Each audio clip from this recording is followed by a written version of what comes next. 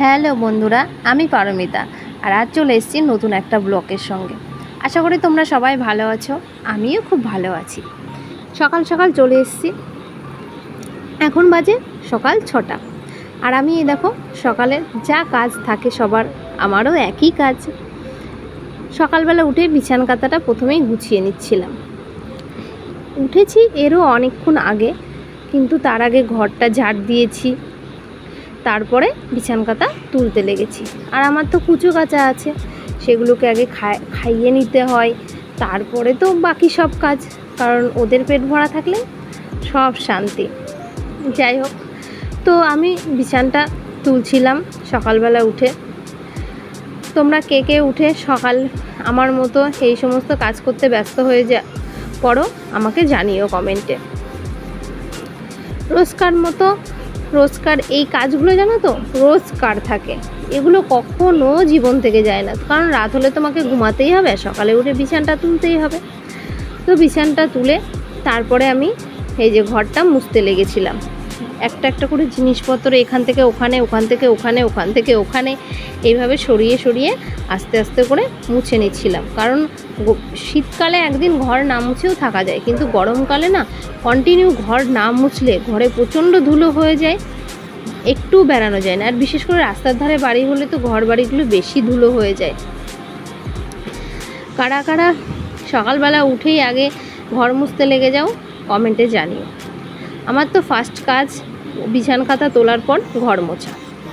তো তারপরে ঘরটার মুছে নিয়েছিলাম আজকে বাটা মাছ, সে মাছগুলোই কাটতে বসেছিলাম কলপাড়ে। আর এটা আমাদের কলপাড়, দেখেছো আমাদের কলপাড়ের পরেই পিছনে হচ্ছে মাঠ, খুব সুন্দর দেখতে লাগে। এখানে আসলে মনটা শান্তও হয়ে যায়। তো আমি মাছ কাটাতে অতটা পটু নয়, আজ মাছ কাটতে গিয়ে আমার হাতও কেটে গেছিলো। তো যাই হোক, কিন্তু কাজ করে তো খেতেই হবে। মা আমাদের বাড়িতে মাছটা বেশিরভাগ দিনই মাই কাটে, কিন্তু আজকে সকালবেলা একটু কাজ ছিল। আমাদের বাড়িতে ধান আছে, ধান থেকে চাল করা হয়, আমরা নিজেরাই করি। তো মা সেই ধানই ভাপ দিচ্ছিল আর কি, সিদ্ধ করছিল। এই জন্য আমি সকালের কাজগুলো আজকে আমি করেছি মোটামুটি, না হলে মাছ টাছগুলো মাই কাটে, কারণ আমি অতটা মাছ কাটাই। আর যেহেতু মা কাটে বলে আমি অতটা গ্রাহ্য নিই না, কিন্তু আজকে বাধ্য হয়ে কাটতে বসতে হয়েছিল এবং হাতটাও একটু কেটে গেছে, প্রচণ্ড ব্যথাও হয়েছে। যাই হোক, তো মাছটা ভালো করে সব কেটে ধুয়ে নেব। ভালো করে কাটছিলাম একে একে, অনেকটা মাছ কাটতে একটু সময়ও লেগে গেছিলো। আর যে সমস্ত জিনিসে দেখবে অভ্যস্ত থাকা হয় না, সেগুলো করতে গেলে একটু বেশি সময় লাগে। আর যে সমস্ত জিনিসে তুমি করে করে অভ্যস্ত থাকবে, সেগুলো করতেও অতটা সময় লাগে না। তো আমি মাছ কাটাতে অত পটু না, এই জন্য আমার অনেকটাই সময় লেগে গেছিলো, প্রায় 35 মিনিট সময় লেগে গেছিলো।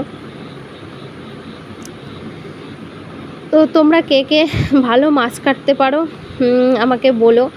আর আমার ব্লগ কার কার ভালো লাগছে, তোমরা সবাই বলেছিলে আমাকে যে দিদিভাই ব্লগ দাও। তো ব্লগ দিতে শুরু করেছি, আশা করি তোমাদের ভালো লাগবে। ভালো লাগলে লাইক কমেন্ট শেয়ার অবশ্যই করবে।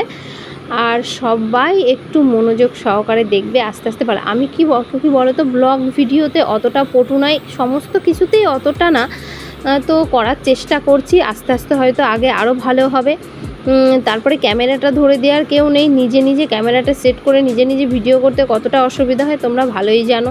যারা যারা নিজে নিজে একা একা ভিডিও করো, যাদের সাপোর্ট করার লোক নেই, ক্যামেরা ধরার লোক নেই, মানে তাহলে তাদের কতটা কষ্ট হতে পারে। যাই হোক, মাছ টাছ কেটে আমি রাঁধতে বসে গেছিলাম রান্নাঘরে। তো সকালবেলা উঠে আমি সকালেই রান্না করি আর রাতে রান্না করি। দুপুরবেলাটা এত গরমে রান্নাঘরে যেতেই পারি না, আর এত গরমে দুপুরবেলা গরম গরম ভাত খেতেও খুবই অসুবিধা হয়। এমনি খেতে ভালো লাগে, কিন্তু গরম গরম ভাত খেলে এমনিই গরম, তারপরে আবার গরম ভাত, এই জন্য সকালবেলার দিকটা রান্নাবান্না করে নিই, আবার রাতের বেলা রান্না করি। তো বসে গেছিলাম রান্না করতে, আর ভাবছিলাম যে কতক্ষণে রান্না বান্নাটা শেষ হবে, রান্নাঘর থেকে আমি বেরোতে পারবো, তাহলে একটু শান্তি পাবো, এইরকম মনে হয়, কন্টিনিউ মনে হয় জানো তো, যে রান্নাঘরে যখনই আসি মনে হয় যে রান্না করে কতক্ষণে বাইরে বেরোবো, তবে মনটা একটু শান্তি পাবো। মানে এত কষ্ট হয়, গরম লাগে রাঁধতে। আর এই মুহূর্তে তোমরা ফাঁকা দেখছিলে, ভাবলে আমি কোথায় উড়ে চলে গেলাম। উড়ে যাইনি, আমি ওখানে বেসিনে কড়াইটা ভালো করে ধুয়ে নিলাম, তরকারিটা নামিয়ে আর কি। আর মাঝে মাঝে এটাও মনে হয় যে যদি সকালবেলা উঠে দুটো রান্না করা ভাত পেতাম, কেউ রান্না করে দিত, একটু বসে খেতাম, তাহলে কি তৃপ্তি। জানো তো, যখন মায়ের কাছে যাই বেড়াতে, তো সেই 2-3 দিন মনে হয় কি তৃপ্তি লাগে খাবারটাতে।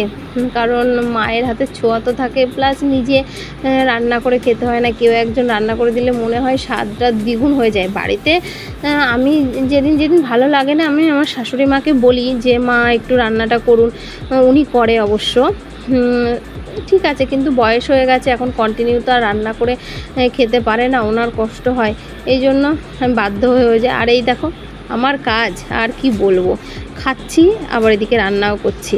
তো মা কেটেছিল ফল, তরমুজ, তো আমাকে দিয়ে গেল, বললো তোমার আর খাওয়ার সময় হবে না। মা জানে যে আমি কাজ করতে গেলে কোনো খাওয়ার জিনিস দিলে সেটা পড়েই থাকে, খাওয়াই হয় না, এই জন্য সামনের পরে দিয়ে গেল, বললো যে রান্না করো আর খেয়ে নিও এইগুলো।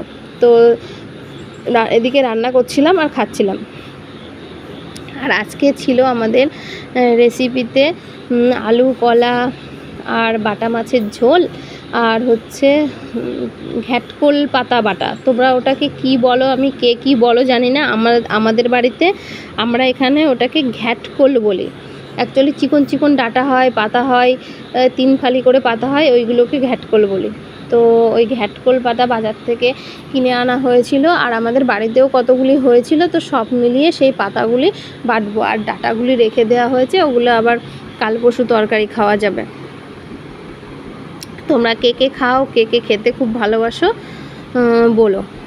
দিয়ে তারপর আমি করছিলাম ওই বাটাটার তৈরি করছিলাম আমি। সবাই অনেকে আছে জলে সিদ্ধ করে নেয় পাতাটা, কিন্তু আমি জলে সিদ্ধ করে নিই না। আমি একটু কালো জিরে ফোড়নে দিয়ে, অল্প একটু তেল দিয়ে, সামান্য কালো জিরে ফোড়ন দিয়ে, রসুন, পেঁয়াজ আর লঙ্কা তেলে একটু ভাজি ভাজি করে, তারপরে পাতাগুলো ওগুলো দিয়ে আর একটু ভাজা করে, তারপরে মিক্সিতে ঘুরিয়ে নিই প্রথমে, নিয়ে তারপরে আবার তেলের উপরে দিয়ে যতক্ষণ না জলটা টানে, মানে শুকনো না হয়, ততক্ষণ নাড়তে চাড়তে থাকি। তো সত্যি কথা বলতে বন্ধুরা, আজকে যা ভালো হয়েছিল ঘ্যাটকোল পাতাটা খেতে, খুবই সুস্বাদু হয়েছিল, কি বলবো, বলে বোঝাতে পারবো না। খুবই ভালো হয়েছিল, খুবই ভালো হয়েছিল। তোমরা কে কে এই সমস্ত বাটাবুটি খেতে ভালোবাসো আমাকে জানিও। আর আমার যারা ইউটিউব বন্ধুরা আছো, তো যারা যারা আমার ব্লগ দেখতে চেয়েছিলে, তো তাদের জন্য মোস্ট ওয়েলকাম আমার ব্লগে। তো সবাই কিন্তু দেখবে, ঠিক আছে। তবে এরপরে আমি চেষ্টা করব আরও ভালো ভালো ব্লগ দিতে, আরও ভালো ভালো কিছু দিতে। তো আজকে যতটুকু পেরেছি সারা দিনে একটু ক্যাপচার করার চেষ্টা করেছি, ক্যামেরা বন্দি করার চেষ্টা করেছি। আর সকালের দিকটা কি বলো তো, বেশিরভাগ সময়টা আমার হচ্ছে রান্নাঘরেই কেটে যায়। তা কি বলবো, রান্নাঘর, তারপরে হচ্ছে আবার ছেলে টেলে খাওয়ানো, স্নান করানো, ওদেরকে স্কুল থাকলে স্কুলে দিয়ে আসা, তারপরে আমি দিয়ে আসি আর জেঠু নিয়ে আসে। তো যাই হোক, এই দেখো তারপরে আবার রান্নাবান্না কমপ্লিট হয়ে গেছিলো। ওখানে ছিল আলু কলার ঝোল, পাঁচফোড়ন ফোড়ন দিয়ে পাতলা বাটা মাছ দিয়ে, আর এটা হচ্ছে ঘ্যাটকোল পাতা বাটা, আর এটা হচ্ছে চর্বি। এখানে কিন্তু মাংস ছিল না, শুধু চর্বি বাজার থেকে নিয়ে আসা হয়েছিল, শুধু চর্বি আর আলু, ওটা হচ্ছে কষা কষা করে ঝোল করে, একটু হালকা একটু ঝোল করে রান্না করেছিলাম। তারপরে রান্নাবান্না হয়ে গেছিলো, সবাই বাড়িতে কেউ নেই খাওয়ার জন্য, কেউ এখনও আসেনি, আমি একাই রান্নাবান্না করছিলাম। তো ভাবলাম বসে না থেকে রান্নাঘরটা এই মুহূর্তে তারা পরিষ্কার করে নিই, যত তাড়াতাড়ি কাজটা সেরে নেওয়া যাবে তত তাড়াতাড়ি ভালো, কারণ এরপর আবার সব খাওয়া দাওয়া করতে হবে, সবাইকে খেতে দিতে হবে। এই জন্য ঝটপট করে আমি গ্যাস ওভেনটা ভালো করে মুছে নিচ্ছিলাম। আর রান্না করার পরে গ্যাস ওভেনটা যতক্ষণ না মোছা হয়, ততক্ষণ মনে হয় আমার মাথা থেকে বোঝাটা নামছেই না, মানে আমি এতটাই ব্যস্ত হয়ে পড়ি গ্যাসটা মোছার জন্য।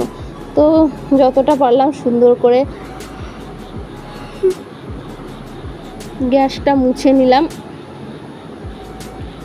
তারপর এবার রান্নাঘরটাও মুছে নেব ভাবছি, কারণ ওরা এখনও এসে পৌঁছায়নি।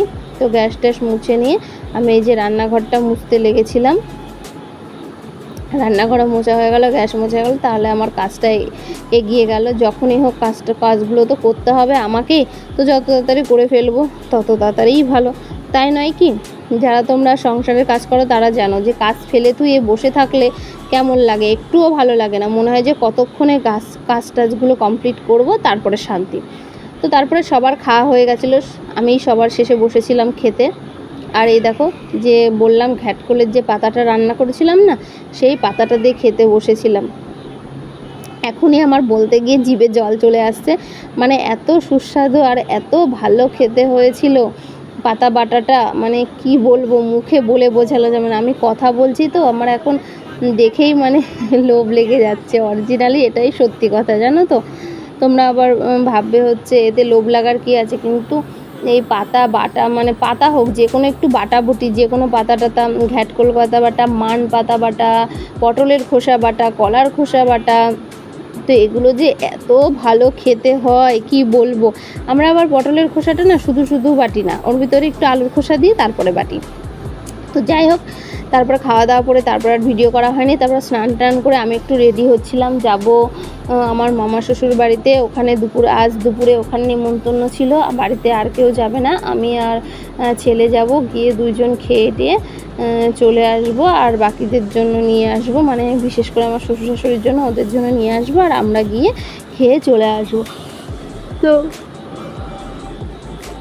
তখন বাজে 2:30 মতো। তো তখন আমি রেডি হচ্ছিলাম, রেডি তো হয়েই গেছি। কাছাকাছি, আমাদের বাড়ি থেকে বেশি দূর নয়, মানে আমার শাশুড়ির বাপের বাড়ি আর কি, আমাদের বাড়ি থেকে খুব বেশি দূরত্ব নয়। তো যাব, আর যাব, খাওয়া দাওয়া করব, তারপরে চলে আসব, বেশিক্ষণ ওখানে ওয়েট করব না। তারপরে দেখো বন্ধুরা আমাকে কেমন লাগছিল, মোটামুটি তেমন কিছু সাজিনি। আর এই দেখো, এটা হচ্ছে আমার বাহনদেব। বাহনদেব ছাড়া আমার চলা খুবই মুশকিল, বাহনদেব ছাড়া আমি চলতেই পারি না, যেখানেই যাই আমার বাহনদেব আমার সঙ্গে থাকে। তো সত্যি কথা বলতে কি, স্কুটিটা না থাকলে আমি মনে হয় জীবনে চলতেই পারতাম না, এরকম পরিস্থিতি সব সময়। যেহেতু তোমাদের দাদাভাই বাড়ি থাকে না, তাই আমাকে ওটা সব সময় লাগে। তো তারপরে এই যে বিকেলে আমাদের মুহূর্তটা দেখো, সবাই ভালো থেকো।